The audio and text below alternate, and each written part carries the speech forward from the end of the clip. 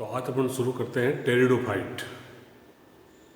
Pteridophyte पादपों का वह समूह है जो ब्रायोफाइट और जिम्नोस्पर्म के बीच में रखा जाता है और इस समूह में संवहन पूल का निर्माण हो जाता है या संवहन पूल पाए जाते हैं, लेकिन संवहन पूल में ऐदा नहीं पाई जाती है, इसलिए इसमें द्वितीयक वृद्धि अनुपस्थित होती है। अब टेरिडोफाइट का सबसे पहला जीनस अपन लेते हैं जिसका नाम है साइलोटम। साइलोटम की जो सिस्टमेटिक पोजीशन है वो इस प्रकार है। It belongs to division pteridophyta, sub division psilotopsida, order psilotales, family psilotaceae and genus is a psilotum. Psilotum एक ऐसा टेरिडोफाइट है, पहले जो टेरिडोफाइट है इसका जो मुख्य लक्षण है वो मैं आपको पहले बता चुका हूँ कि इसका मुख्य पादप शरीर बीजाणुभिद प्रकृति का होता है, स्पोरोफिटिक होता है, जो जड़, तना व पत्ती में विभेदित होता है। लेकिन साइलोटम में ट्रू रूट या जो स्पष्ट जड़ों का अभाव होता है और जड़ों की जगह भूमिगत परकंद पाया जाता है जिसको राइजोम कहते हैं। और इस राइजोम पर छोटे छोटे मूलाभास पाए जाते हैं जिनको राइजोइड कहते हैं, और इस राइजोइड की वजह से ही यह जमीन से जल व लवण का अवशोषण करता है। तो इसका साइलोटम का अध्ययन करने के लिए इसके दो ग्रुप में इसको डिवाइड किया जाता है। पहला है मॉर्फोलॉजी और दूसरा है एनाटॉमिकल, बाह्य आकारिकी और आंतरिक संरचना या आंतरिक आकारिकी या आंतरिक संरचना। तो बाह्य आकारिकी में जो साइलोटम है इसकी संरचना इस प्रकार होती है कि इसकी भूमिगत परकंद पाया जाता है जो द्विभाजी होता है, विभाजित होता है, और उस पर छोटे छोटे राइजोइड पाए जाते हैं जिसकी वजह से यह जमीन से जल व लवण का अवशोषण करता है। वायव्य भाग इसका द्विभाजी शाखित होता है और शाखा आगे से आगे दो शाखाओं में विभाजित होती जाती है। पत्तियों का अभाव होता है, पत्तियां बिल्कुल छोटे स्केल के रूप में पाई जाती है, अतः इसका तना हरे रंग का ही होता है क्योंकि पत्तियों का काम भी तना ही करता है। इसकी मुख्य रूप से दो प्रजाति पाई जाती है, साइलोटम नूडम एंड साइलोटम फ्लैसिडम। नूडम होती है, इसकी साइज थोड़ी छोटी होती है, फ्लैसिडम की साइज थोड़ी बड़ी होती है।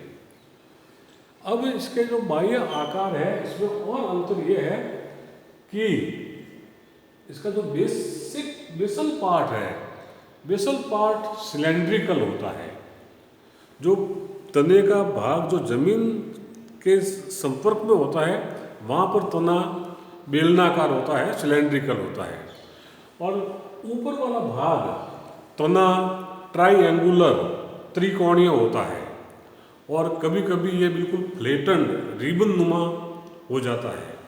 तो इसके आकारिकी में जो जमीन के सतह के आसपास जो तना पाया जाता है वो प्राय बेलनाकार होता है, और ऊपर की तरफ जो तना है वो प्राय त्रिकोणीय, ट्राइएंगुलर या फ्लैटन्ड या रिबन शेप होता है। इस तने पर शीर्षस्थ भाग में या जहाँ से शाखाएं उत्पन्न होती है वहाँ पर बीजाणु धानियाँ लगी रहती है। और साइलोटम ही एक ऐसा टेरिडोफाइट है जिसमें बीजाणु धानियों का एक खास नाम दिया जाता है जिसका नाम है synangium. Synangium is a group of 3 sporangium.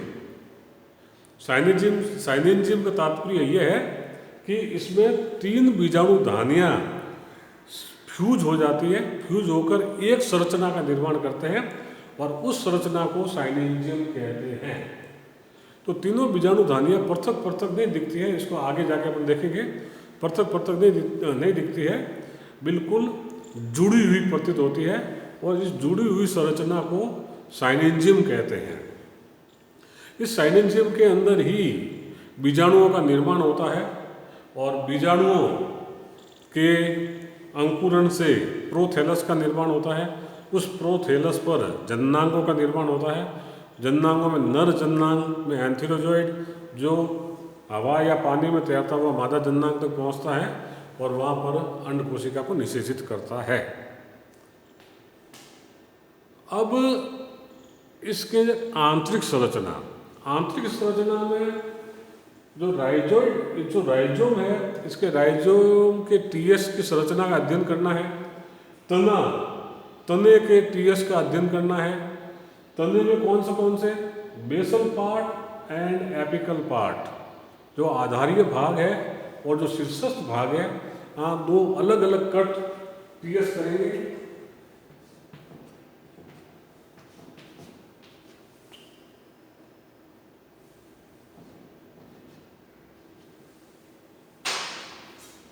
तो तने के आधारीय भाग का टीएस और तने के शीर्षस्थ भाग का टीएस और राइजोम के आधारीय भाग का टीएस।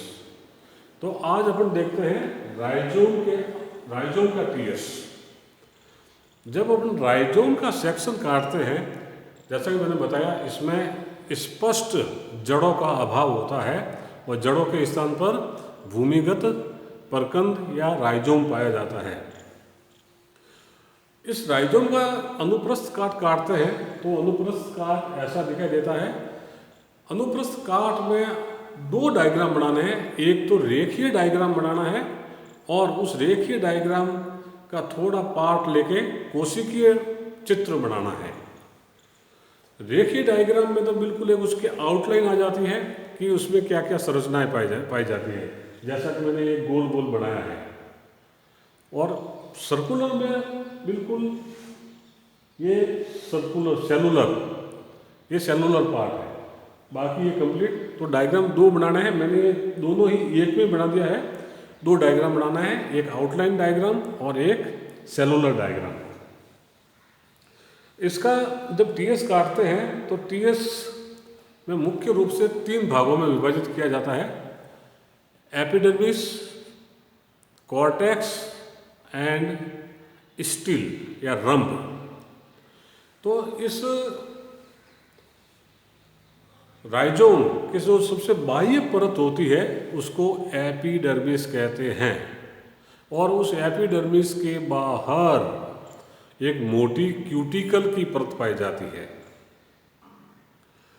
एपिडर्मिस के नीचे वल्कुट पाया जाता है जो मर्दुतकीय होता है और यह वल्कुट या इस वल्कुट को तीन क्षेत्रों में विभाजित अपन कर सकते हैं।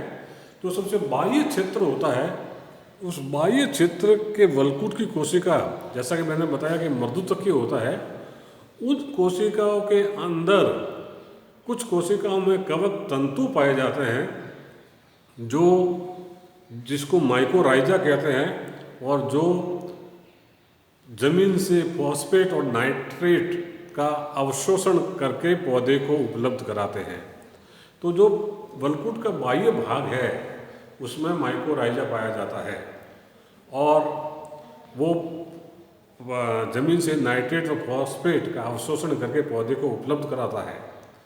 जो मध्य भाग है वल्कुट का, उसकी कोशिकाएं बड़ी बड़ी और उसमें स्टार्च पाया जाता है।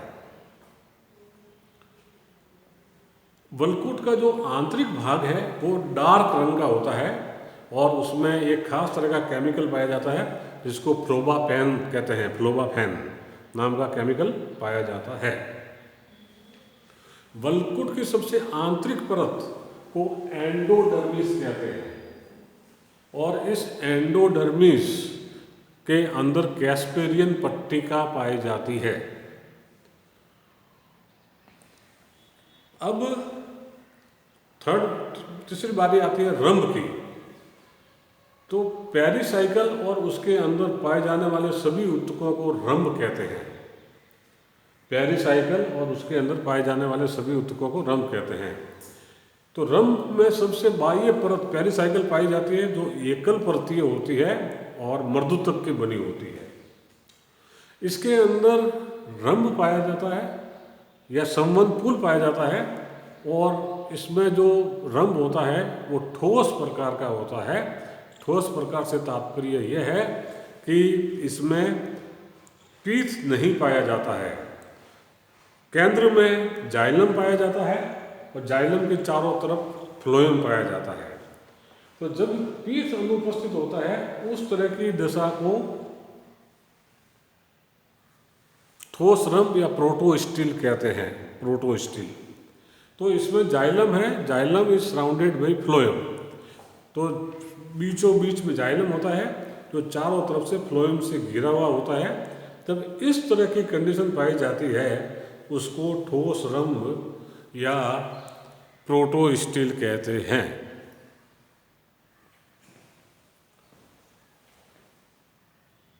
तो यह है इसकी संरचना।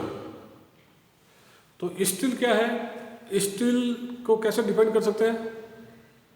पेरिसाइकल और उसके अंदर पाए जाने वाले सभी ऊतकों को सामूहिक रूप से स्टिल कहा जाता है।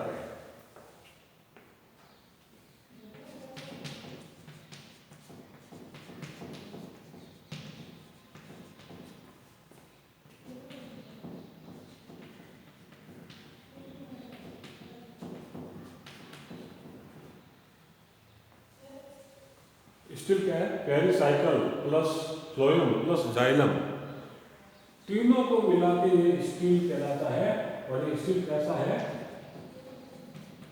प्रोटोस्टिल। प्रोटोस्टिल से मतलब यह है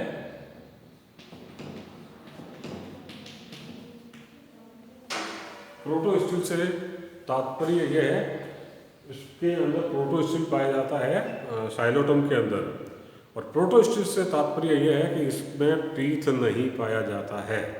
और जब पीत अनुपस्थित होता है तो उस संवहनपूल को ठोस रंभ या प्रोटोस्टिल कहते हैं।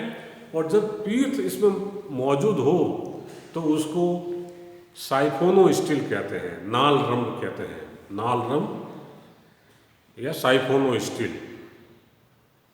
तो इसमें पीत अनुपस्थित होने की वजह से इसको प्रोटोस्टिल कहा जाता है। और जब इसमें पीत हो तो उसको साइफोनोस्टिल कहते हैं। तो यह है साइलोटम। इसकी सिस्टेमेटिक पोजीशन, बाह्य आकारिकी संरचना। बाह्य आकारिकी में इसमें जड़ें अनुपस्थित होती है। जड़ों की जगह राइजोम होता है। वायवीय भाग बेसल पार्ट बेलनाकार होता है। ऊपर वाला भाग ट्राइएंगुलर या फ्लैटन होता है। छोटे छोटे ब्रैक्ट पाए जाते हैं। पत्तियां अनुपस्थित होती है और साइनेंजियम पाया जाता है। Synangium is a group of 3 sporangia. Psilotum की एक और खास बात यह है कि इसकी प्रजाति रेयर हो गई है। रेयर होने से भारत सरकार ने इसकी प्रजाति को नेचर में डिस्टर्ब करने पर रोक लगा दी है, पाबंदी लगा दी है। इसलिए इसका केवल अध्ययन कर सकते हैं, क्योंकि इसका ओवर यूज, ओवर एक्सप्लॉयटेशन की वजह से इसकी जो जनसंख्या है वो बिल्कुल रेयर हो गई है।